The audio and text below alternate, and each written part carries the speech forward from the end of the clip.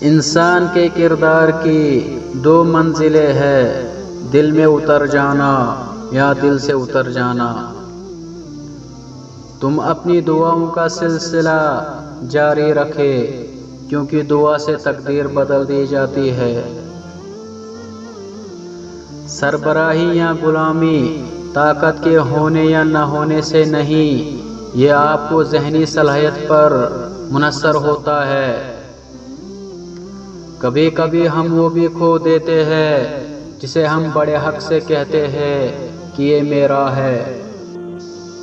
جب کسی انسان کے لیے ہمارے اندر میں کرواہٹ آ جاتی ہے تو اس کے لیے برا بولنا ہم اپنا فرض سمجھتے ہیں، اور برا بولنے سے پہلے یہ تک نہیں سوچتے کہ ایک وقت وہ ہمارے ساتھ کتنا اچھا تھا۔ دعا دستک کی طرح ہوتی ہے، اور مسلسل دستک سے دروازہ کھل ہی جاتا ہے۔ جو یقین کی راہ پر چل پڑے انہیں منزلوں نے پناہ دی، جنہیں وسوسوں نے ڈرا دیا وہ قدم قدم پر بہک گئے۔ چیخ و پکار انسان کے وقار میں کمی کا باعث بنتی ہے۔ لوگوں کو اپنی خاموشی سے خوفزدہ کرنا سیکھو۔